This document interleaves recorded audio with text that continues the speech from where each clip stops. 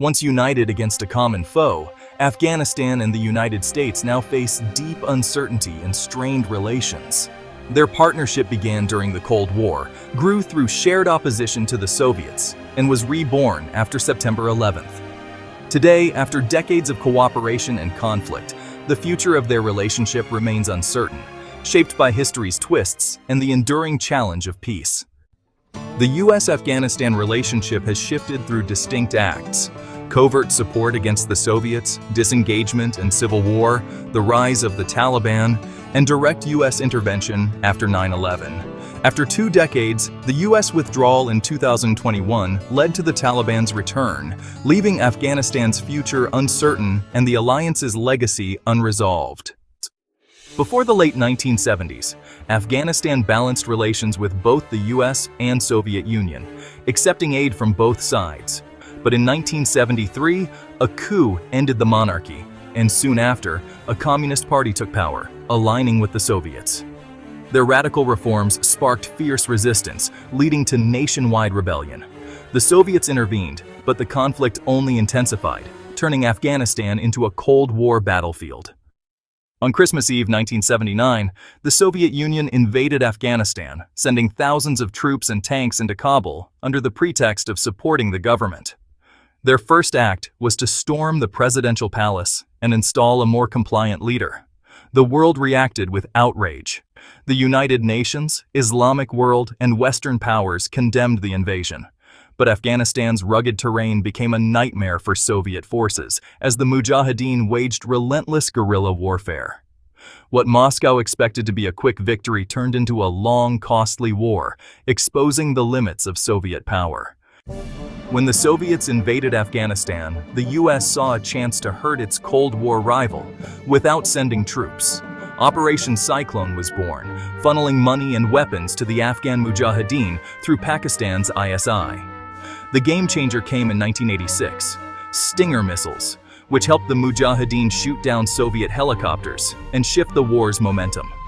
After years of brutal fighting, the Soviets withdrew, leaving Afghanistan victorious but devastated.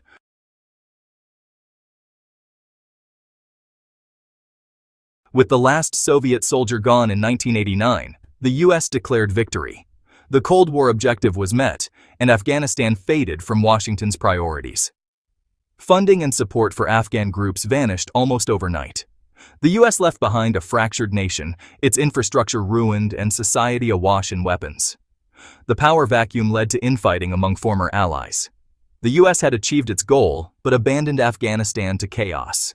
This neglect would have dire consequences, as Afghanistan's instability was ignored by the world.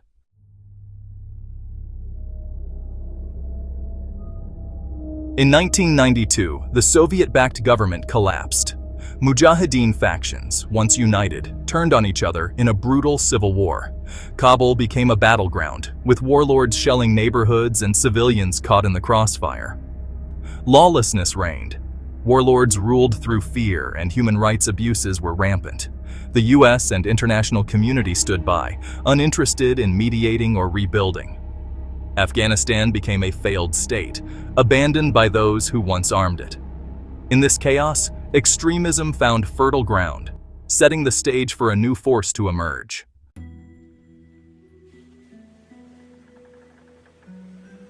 Amid the civil war, the Taliban rose in 1994, promising order and strict Islamic rule. Backed by external support, they quickly seized control, capturing Kabul in 1996 and establishing the Islamic Emirate. The Taliban imposed harsh laws, especially on women, and banned most forms of entertainment. Only Pakistan, Saudi Arabia, and the UAE recognized their regime. The U.S. was alarmed not by their domestic policies, but by their alliance with Osama bin Laden and Al-Qaeda. Afghanistan became a safe haven for terrorists, drawing global attention once again.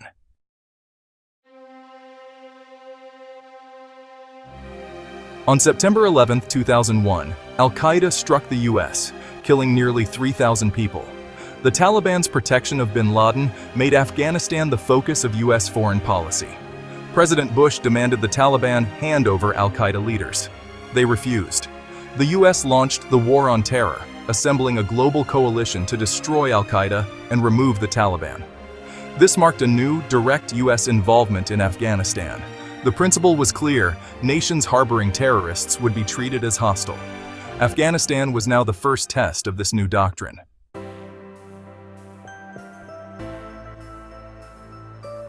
In October 2001, the U.S. and allies launched Operation Enduring Freedom, combining airstrikes with support for the Northern Alliance.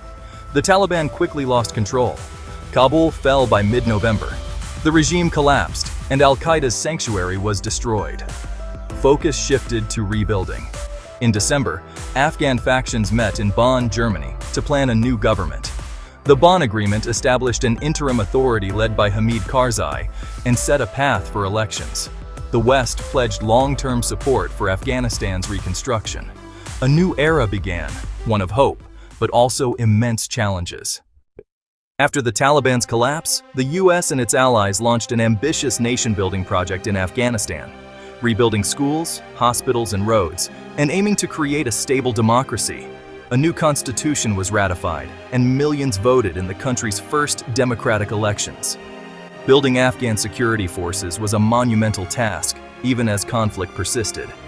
Social change took root, but all progress unfolded in the shadow of ongoing war. After early victories, the war in Afghanistan dragged on as the Taliban regrouped and launched a fierce insurgency. The conflict grew more complex, shifting from counter-terrorism to counterinsurgency and nation-building. Despite troop surges and aid, corruption and Taliban sanctuaries in Pakistan hampered progress. After 2 decades, war fatigue set in, and the focus shifted to ending the war through negotiations. After nearly 2 decades of war, the United States sought a negotiated exit from Afghanistan. The strategy shifted from fighting the Taliban to talking with them. Direct negotiations in Doha led to the 2020 Doha Agreement. The U.S. agreed to withdraw all troops, while the Taliban pledged to prevent attacks on America. The deal set a firm withdrawal timeline, fundamentally shifting the balance of power in Afghanistan. In 2021, President Biden confirmed the U.S. would end its longest war, setting the stage for a rapid withdrawal from Afghanistan. As U.S. and NATO forces left, Afghan troops quickly lost morale, and the Taliban launched a swift offensive, capturing territory with little resistance. Panic gripped Kabul as the Taliban reached the city, prompting a chaotic evacuation and heartbreaking scenes at the airport. The fall of Kabul marked a turbulent and tragic end to America's 20-year intervention.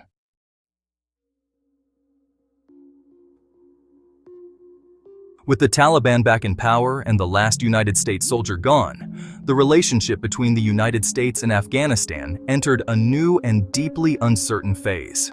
Formal diplomatic ties were severed. The United States does not recognize the Taliban's Islamic Emirate as the legitimate government of Afghanistan, and it has led international efforts to isolate the regime politically. The Afghan embassy in Washington, D.C. eventually closed, and the new rulers in Kabul were left without a formal channel to the Western world. The 2-decade partnership, built on military cooperation and development aid, dissolved overnight, replaced by a relationship of mutual distrust and distance. One of the most powerful tools the United States now uses to exert influence is economic pressure. Following the Taliban takeover, the United States froze billions of dollars in assets belonging to the Afghan central bank that were held in American financial institutions. It also led the suspension of most international aid, which had previously funded the majority of the Afghan government's budget and essential public services. These sanctions, intended to pressure the Taliban on issues like human rights and counter-terrorism, have had a devastating impact on the Afghan economy, contributing to a massive humanitarian crisis. Millions of Afghans now face poverty and starvation. The relationship today is defined by a narrow set of pragmatic interactions rather than a broad alliance. The United States communicates with the Taliban on a limited basis, primarily on counter-terrorism concerns and humanitarian access. Washington's main worry is that Afghanistan could once again become a safe haven for groups like Al-Qaeda or ISIS-K that aim to attack the United States. While the Taliban has taken action against ISIS-K, its long-standing ties to Al-Qaeda remain a point of deep concern. This creates a difficult balancing act. The United States must engage with a regime it does not recognize to protect its own security interests. For the Afghan people, the future is incredibly precarious. The return of the Taliban has resulted in the severe rollback of rights, especially for women and girls, who have been largely excluded from education and public life. The economy is in ruins, and the country is facing one of the worst humanitarian crises in the world. The United States is now the largest donor of humanitarian aid to Afghanistan, trying to help the people without legitimizing the Taliban regime. This creates a complex and often contradictory policy, defining the current state of uncertain relations. A former ally is now a pariah state, whose people rely on American aid to survive while its rulers remain at odds with Washington. The U.S. and Afghanistan's relationship has been a cycle of intervention and abandonment, shaped by shifting strategic interests rather than shared values. After defeating the Soviets together, America withdrew, leaving Afghanistan to civil war and chaos. 2 decades later, history repeated itself with a rapid U.S. withdrawal, triggering collapse and heartbreak for many Afghans. This cycle shows how short-term alliances can leave lasting scars and unintended consequences.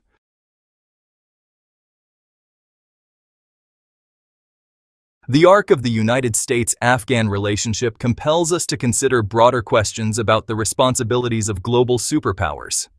It highlights a fundamental tension between pursuing narrow national interests and fostering genuine, sustainable international partnerships. The 2-decade nation-building effort, while flawed, did bring significant social and economic progress to parts of Afghan society. Millions of children were educated, women entered public life, and a generation grew up with freedoms they had never known. The sudden end of this era left many of these gains in jeopardy and raised difficult questions about the moral obligations of a power that intervenes so decisively in the fate of another nation. This history serves as a critical lesson in the limits of military power and external influence. The United States discovered, as the Soviet Union did before it, that Afghanistan is a profoundly difficult country to govern from the outside. Lasting stability cannot be imposed by foreign armies or funded solely by international aid. It must be built from within, rooted in local political realities and consensus. The failure to broker an inclusive and durable political settlement among Afghans themselves, separate from the military objectives of international forces, stands out as one of the most significant shortcomings of the entire post-2001 engagement, a lesson for future interventions. Furthermore, the story underscores the importance of consistency and long-term strategic patience. The oscillation between intense focus and near-total neglect proved disastrous for Afghanistan. Building stable institutions, fostering economic growth, and healing a society fractured by decades of war is the work of generations, not the work of a few years or a single military campaign. The withdrawal in 2021, driven by domestic political pressures and a desire to end an endless war, prioritized a timeline over the conditions on the ground, ultimately precipitating the very outcome the 20-year mission was designed to prevent: a return of the Taliban to power. As the world enters a new era of great power competition, the lessons from America's long engagement in Afghanistan are more relevant than ever. The central question that emerges from this complex and often tragic history is one that all powerful nations must confront. How can global partnerships be built and maintained in a way that serves mutual interests without creating cycles of dependency and abandonment? Answering this requires moving beyond short-term tactical goals and embracing a more holistic and humble approach to foreign policy, one that recognizes both the immense power to shape events and the profound responsibility that comes with it.